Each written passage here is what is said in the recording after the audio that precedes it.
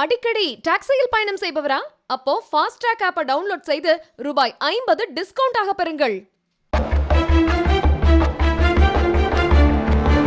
திருச்செந்தூரில் வீட்டில் செடிகளுக்கு தண்ணீர் பாய்ச்சிக் கொண்டிருந்த சுடலை என்பவரை கடித்துவிட்டு தப்பி ஓடி பள்ளிக்குள் பதுங்கிய மரநாயை சுமார் 3 மணி நேர தேடுதல் வேட்டைக்கு பிறகு வனத்துறையினர் பிடித்து குதிரைமொழி காப்பு காட்டில் விட்டனர்.